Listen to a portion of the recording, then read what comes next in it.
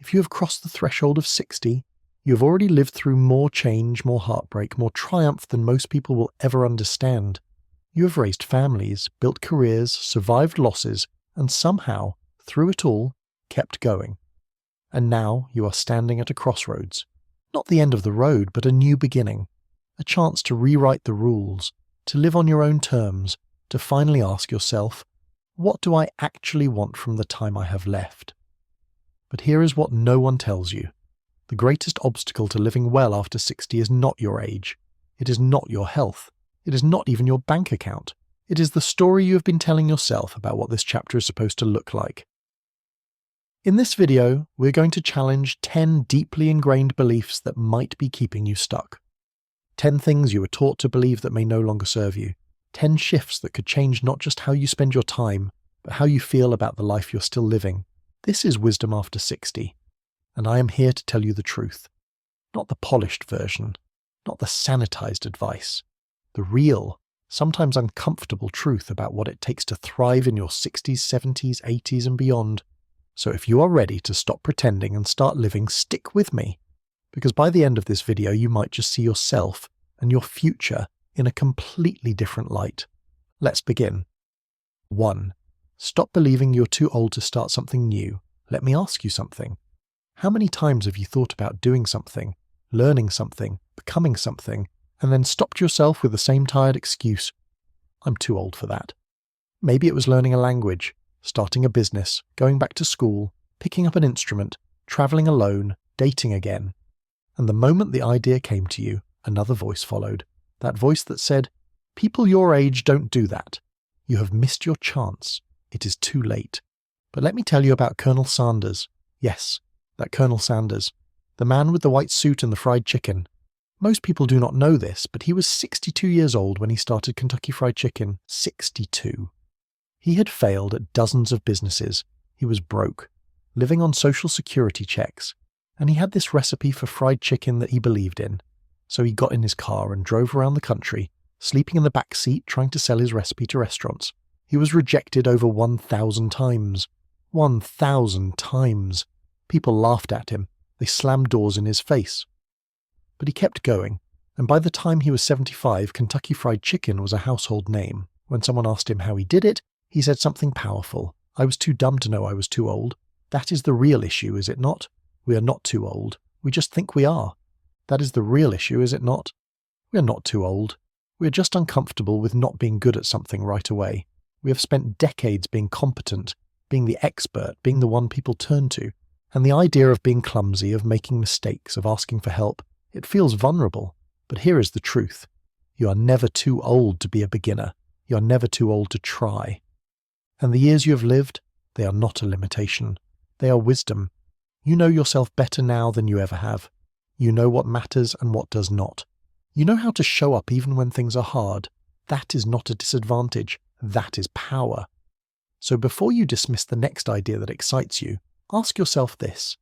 Am I really too old? Or am I just afraid of looking foolish? Because one of those is true and the other is just fear talking. At Wisdom After 60, we believe your best chapters are not behind you. They are still being written. So what is one thing you have always wanted to try? Drop it in the comments. Say it out loud, because the moment you name it, you take the first step toward making it real. 2. Stop waiting for permission to live your life. The second belief to let go of is this, that you need permission to live the life you want. Permission from your kids, permission from your friends, permission from society to be selfish, to take up space, to make choices that are just for you. Let me be blunt. You do not need anyone's permission, not anymore.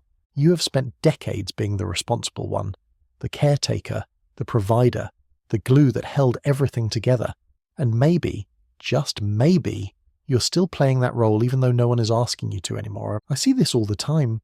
Parents in their 60s and 70s who will not take a vacation because what if the kids need something? Who will not spend money on themselves because what will people think? Who will not say no to obligations that drain them because they are afraid of being seen as selfish?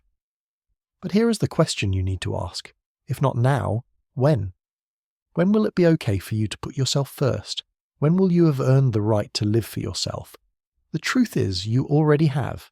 You have raised your family, you have done your duty, you have sacrificed enough, and the people who love you? They do not need you to keep shrinking. They need you to show them what it looks like to live fully, boldly, unapologetically. You know who understood this? Laura Ingalls Wilder, the woman who wrote the Little House on the Prairie books. She did not publish her first novel until she was 64 years old. 64. She had lived a hard life, farming, raising a family through poverty and loss. And then, in her 60s, she sat down and wrote the stories of her childhood. And they became classics. Millions of copies sold, a television series, a legacy. She did not ask permission. She just did it. But I also knew a woman named Linda. She had always dreamed of spending winters in Arizona. Warm weather, open skies, freedom. But every time she mentioned it to her adult children, they would say, "But Mum, what about the holidays? What about the grandkids?" And for years she stayed, until one winter she just went. She didn't ask. She did not apologize. She just said, "I will be back in the spring and I will see you then." And you know what happened? Her kids adjusted. They visited her. They figured it out. And Linda, she told me it was the first time in her life she felt like she was living for herself and not for everyone else's expectations. That is what I want for you. Not recklessness, not selfishness, but sovereignty. The ability to look at your own life and say, "This is mine, and I get to decide how I spend it." So what is one thing you've been waiting for permission to do? And what would change if you just gave that permission to yourself? 3. Stop believing rest is the same as giving up. Here is something we get wrong in this culture. We confuse rest with weakness, slowing down with quitting, taking care of yourself with being lazy, and nowhere is that more damaging than after the age of 60. Because this is the season when your body, your mind, your spirit, they all start asking for something different. They start asking for rest. But instead of honouring that, we push through. We pack our schedules. We say yes to everything. We treat exhaustion like a badge of honour. And deep down, we are terrified that if we slow down, we will become irrelevant. Let me tell you something. Rest is not giving up. Rest is how you keep going. Think about it. A farmer does not plant the same field every single season. The land needs time to restore itself, to regenerate, to prepare for the next harvest. You are no different. After decades of output, of doing, of producing, you need time to simply be, to sleep in, to sit in silence, to take a nap without guilt, to say no without explanation. Look at someone like Warren Buffett, one of the most successful investors in history, and you know what he says? He schedules time to just sit and think. No meetings, no calls, just thinking. He reads for hours every day. He takes his time. And he is in his 90s, still sharp, still engaged, because he understands that rest is not the opposite of productivity. It is the foundation of it. I once worked with a man who had been a surgeon for 40 years. High stress, high stakes. When he retired at 68, he thought he would feel relief, but instead he felt guilty. Guilty for not having somewhere to be. Guilty for spending afternoons reading. Guilty for taking his time. And I asked him, "What would happen if you just let yourself rest?" And he said, "I'm afraid if I stop moving, I will disappear." That fear is real. But it is also a lie. You do not disappear when you rest, you come back to yourself. Because rest is not emptiness. Rest is refueling. Rest is clarity. Rest is the space where you remember who you are beneath all the roles you have played. So if you're tired, rest. If you need a break, take it. If you want to do nothing for a day, do nothing. You are not lazy. You are not wasting time. You are living wisely. And let me ask you this. What would it feel like to give yourself full permission to rest without guilt, without justification, without fear? Try it, even just for one day, and notice what happens. Because I promise you, rest will not make you disappear. It will bring you back to life. 4.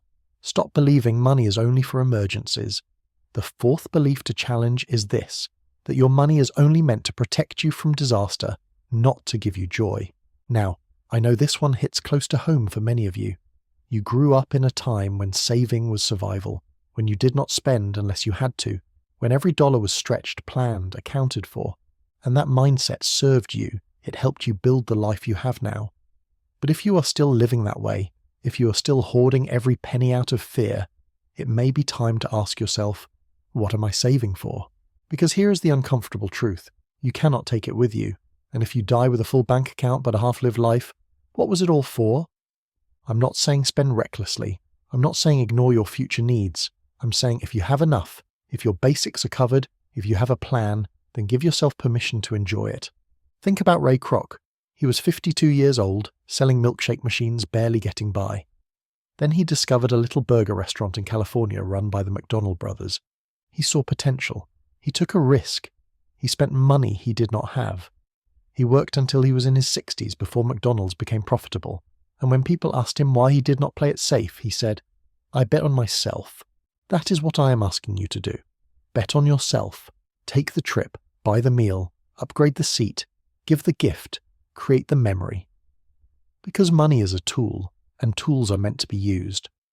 I remember speaking with a couple, both in their early 70s, who had over $1 million saved. But they still clipped coupons, ate leftovers for days, and refused to turn on the heat until December. And when I asked why, the husband said, "We just want to make sure we have enough." Enough for what? I asked. He did not have an answer. That is the trap. The goalpost keeps moving. You think if I just save a little more, then I will feel safe. But that day never comes, because the fear is not really about the money. It is about control, about certainty in an uncertain world. But you know what? Life is uncertain no matter how much you save, and the only thing you can control is how you live today. So ask yourself, what is one thing I have been denying myself because I am afraid to spend? And then ask, what would it cost me really to say yes? Not just in dollars, but in joy, in memory, in life fully lived. At Wisdom, after 60, we believe money is meant to serve your life, not the other way around. So spend wisely, yes, but spend joyfully too. 5. Stop believing your worth is tied to productivity. This is a big one, and it is one of the hardest to let go of. The belief that your value as a human being is tied to what you produce, how much you do, how busy you are, how useful you are to others. For most of your life, that was true. Your identity was wrapped up in your role: mother, father, employee, caregiver, provider. You were valued because of what you did, and maybe you even valued yourself that way. But after 60, that starts to shift. Maybe you're not working anymore. Maybe the kids are grown. Maybe your body does not move the way it used to. And suddenly you are left wondering, who am I if I am not doing anything? Let me tell you who you are. You are still you. Your worth does not come from your productivity. It never did. You are valuable because you exist, because you have lived, because you carry decades of wisdom, experience, love, and resilience. You do not have to earn your place at the table anymore. You are already there. But I know that is hard to believe when the world around you is still moving fast, when everyone is hustling, when every conversation starts with, "So what are you doing these days?" And if your answer is not much, you feel shame. But what if the answer was, "I am resting, I am reflecting, I am enjoying my life"? What if that was enough? Think about Grandma Moses, Anna Mary Robertson. Moses. She did not start painting until she was 78 years old. 78. She had spent her whole life farming, raising children, working. Then her arthritis got so bad she could not do embroidery anymore. So she picked up a paintbrush instead, and she became one of America's most beloved folk artists. She painted over 1,600 works. Some sold for over $1 million. And when someone asked her about her success, she said something beautiful. Life is what we make it. Always has been. Always will be. She did not paint to prove anything. She painted because it brought her joy. And that was enough. But I also knew a man who spent his whole life as a contractor. Building, fixing, always moving. When he retired at 70, he could not sit still. He would start projects just to feel useful. But one day his wife said to him, "You have spent 50 years building things. Maybe now it is time to just be." And that simple sentence changed everything for him. He started sitting on the porch in the mornings, watching the birds, drinking his coffee slowly, and he told me, for the first time in my life, I realized I do not have to do anything to matter.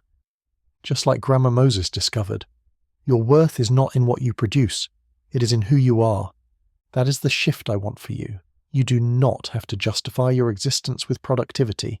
You do not have to stay busy to stay valuable. You are enough, exactly as you are. So let me ask you this. If you gave yourself permission to just be, without doing, what would that look like? And more importantly, what would it feel like? 6. Stop believing you're a burden when you ask for help. The 6th belief to let go of is this: that asking for help makes you weak, that needing support means you have failed, that being independent is the only way to maintain your dignity. Let me be very clear. You are not a burden. Asking for help is not weakness. It is wisdom. And one of the greatest lies we tell ourselves as we age is that we have to do everything alone. I see this all the time. People who refuse to ask their children for a ride, who will not hire someone to help with the yard, who struggle in silence because they do not want to be a bother. But here is the truth. Humans are not designed to live in isolation. We are designed for connection, for community, for interdependence. And when you refuse help, you're not protecting your dignity. You are robbing someone else of the chance to love you. Think about it. When someone you care about asks you for help, do you see them as a burden? Of course not. You see it as a privilege, a chance to show up, to give back, to be useful. So why do you assume it is any different when you are the one asking? Think about how Jane Fonda talks about aging. She has been open about needing help, about vulnerability, about the strength it takes to say, "I cannot do this alone." She said in an interview, asking for help is not a sign of weakness, it is a sign of wisdom. And she is right. The people who love you want to help. They want to be there for you. But they cannot do that if you keep pretending you do not need anything. I knew a woman named Eleanor. She lived alone after her husband passed. Fiercely independent, proud. But one winter, she fell on the ice, broke her wrist, could not drive, could not cook, could barely get dressed. And her daughter begged her to come stay with her for a few weeks, but Eleanor refused. "I do not want to be a burden," she said. So she struggled and struggled, until one night she broke down crying on the phone, and her daughter said, "Mum, you're not a burden. You're my mother. Let me take care of you." And when Eleanor finally said yes, something inside her softened. She realized that accepting love was not weakness, it was grace. So let me ask you, what help have you been refusing? And what is the real reason you are saying no? Is it pride? Is it fear? Is it shame? Because whatever it is not worth the cost of isolation. At wisdom. After 60, we believe asking for help is not giving up. It is growing up. It is recognizing that we all need each other. And that is not a weakness. That is being human.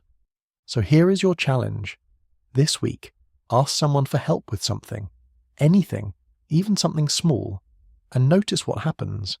I bet you will find that the burden you were so afraid of carrying was never really there at all. 7. Stop believing your best years are behind you. Here is a belief that will steal your future faster than anything else. The belief that your best days are over, that life peaked somewhere in your 40s or 50s and now it is all downhill from here. I hear this all the time. People say, "I had my time. Now it is just about getting by, just about waiting." And every time I hear that, my heart breaks, because it is not true. Your best years are not behind you. They are right here, right now, if you choose to see them that way. Think about Julia Child. She did not even start cooking professionally until she was nearly 40, and her famous TV show, The French Chef, did not debut until she was 51 years old, in an era when women on television were supposed to be young and glamorous. And there she was, tall, awkward, with that distinctive voice teaching America how to cook. She became a cultural icon, and she did her best work in her 60s and 70s. She once said, "Find something you are passionate about and keep tremendously interested in it." She never stopped. She never thought, "I am too old for this," and neither should you. Yes, your body is different. Yes, your energy is different. Yes, some things are harder. But you know what else is different? Your clarity, your priorities, your ability to cut through the noise and focus on what actually matters. You're not losing your life, you're refining it. Think about wine. The best bottles are not the youngest. They are the ones that have aged, that have deepened, that have complexity and richness that only time can create. You are the same way. You're not past your prime, you are in it. Maya Angelou wrote some of her most powerful work in her 60s and 70s. She said, "There is no greater agony than bearing an untold story inside you. Your story is not over, it is still unfolding." I once spoke to a man who said to me, "I wish I could go back to being 30. And I asked him, "Why?" He said, "Because I had so much energy. so much time ahead of me. And I said, but would you really want to go back to not knowing what you know now? To all the anxiety, the people-pleasing, the trying to prove yourself? He paused. And then he said, no, I guess I would not. That is the gift of age. You do not have to guess anymore. You do not have to perform. You know who you are. And that knowledge is worth more than all the energy in the world. So stop telling yourself your best years are over. Stop mourning the past. Start asking, what can I do with the wisdom I have now? What doors are open today that I did not even see before? Because I promise you, there is still so much life ahead of you, so much beauty, so much possibility, but only if you are willing to stop looking backward and start looking forward. So let me ask you this. If you believed, truly believed, that your best years could still be ahead of you, what would you do differently today? Take a moment and think about that, because the answer might just change everything. 8. Stop believing you have to have it all figured out. Here is something no one tells you. You are allowed to not know. You are allowed to be uncertain. You are allowed to still be figuring things out, even at 60, 70, 80 and beyond.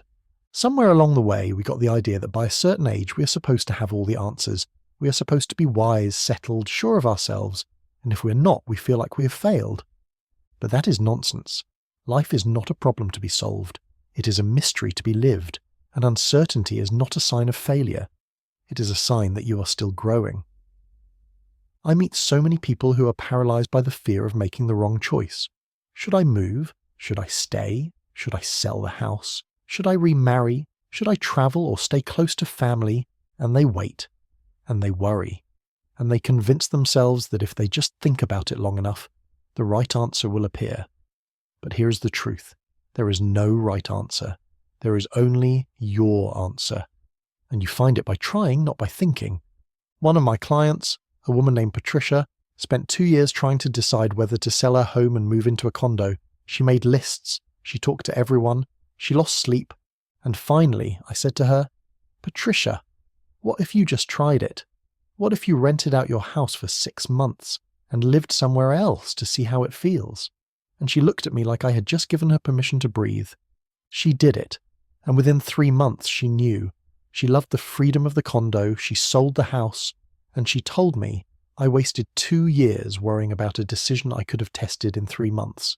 That is what I want you to understand. You do not have to have it all figured out before you take the next step. You just have to take the next step, and then the next one, and the one after that. Because life is not about getting it right. It is about learning as you go, at wisdom. After 60, we believe uncertainty is not your enemy. It is your invitation, an invitation to experiment, to explore, to try something new. So what is one decision you have been avoiding because you are afraid of making the wrong choice? And what would happen if you just tried something, anything, to see how it feels? 9.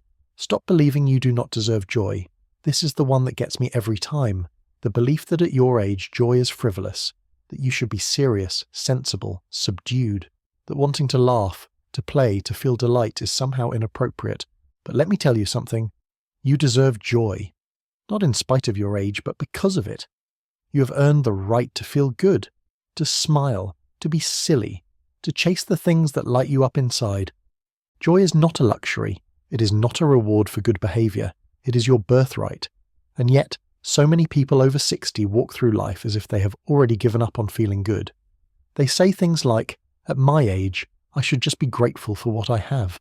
Or, I do not need much. I am fine. But fine is not the goal. Fine is settling, and you did not make it this far just to settle. You know who embodies joy? Vera Wang. She did not even start designing wedding dresses until she was 40. Before that, she was a figure skater, then a fashion editor. She reinvented herself completely. And in her 70s, she is still designing, still creating, still finding joy in her work. She posts on social media. She stays engaged. She proves that joy does not have an expiration date. I remember a man named Harold. He was 74 when I met him, and he told me, I do not really enjoy anything anymore. I asked him, when was the last time you did something just for fun? He could not remember, so I challenged him. I said, this week, do one thing that used to make you happy when you were younger. Just one thing. He came back the next week with tears in his eyes. He had gone fishing, something he had not done in 20 years. And he said, "I forgot what it felt like to just enjoy myself. That is what happens when we stop giving ourselves permission to feel joy. We forget it is even possible, but it is, and it is waiting for you. In the small moments, in the morning coffee, in the phone call with a friend, in the song that makes you want to dance, in the sunset you actually stop to watch. Joy is not about big events or grand gestures. It is about paying attention to what feels good and choosing more of it. So let me ask you this. What is something that used to bring you joy that you have stopped doing? And what would it take to bring it back into your life? Because you deserve to feel good. You deserve to laugh. You deserve to play. And anyone who tells you otherwise does not understand what it means to truly live. 10. Stop believing it is too late to make things right. And now we come to the final belief, the one that weighs heaviest, the belief that if you have not done it by now, you never will.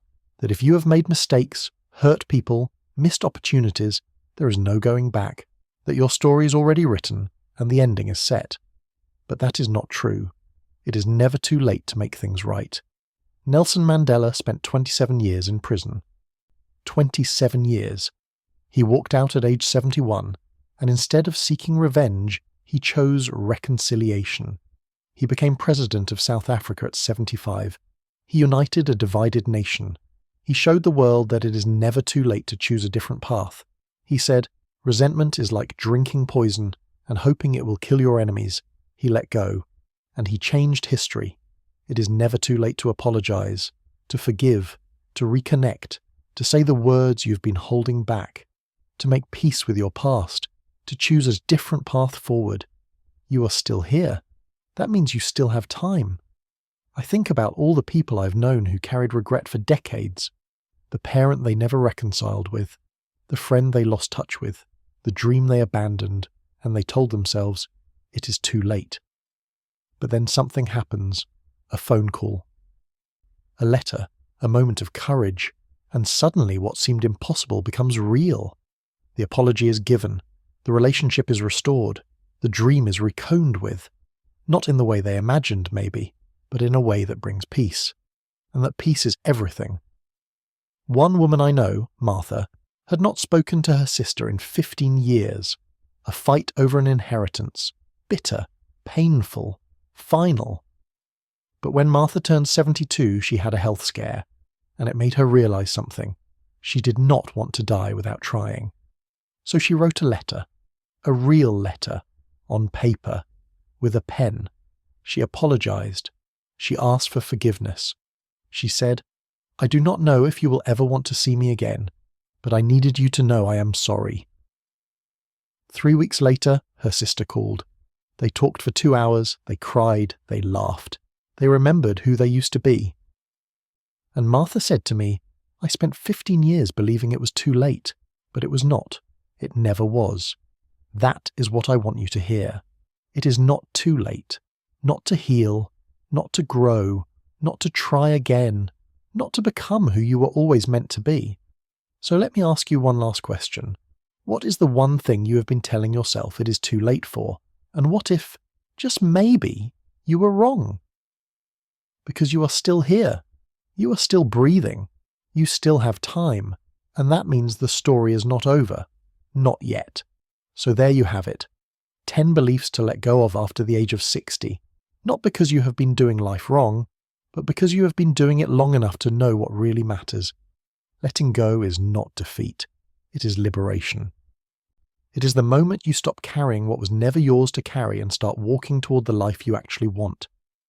So let me leave you with this. You're not too old. You're not too late. You're not too anything. You're exactly where you're supposed to be. And the question is not whether you still have time. The question is, what will you do with the time you have? Before we go, I want to hear from you. Which of these 10 beliefs hit home the most? What are you ready to let go of starting today? Drop your answer in the comments below. Share your story. You never know who needs to hear it. And if this message resonated with you, if it gave you even a moment of clarity or courage, please share it with someone who needs it. A friend, a parent, a spouse, someone who is still figuring out what comes next. At Wisdom After 60, we are not here to sell you easy answers. We are here to walk with you through the real questions, the ones that matter, the ones that change everything, So thank you for being here. Thank you for listening. Thank you for trusting me with your time. And most of all, thank you for proving every single day that getting older is not about fading away. It is about coming alive in ways you never imagined. We will see you in the next one. Until then, live boldly, live honestly, and live like the wisdom you carry is exactly what the world needs, because it is.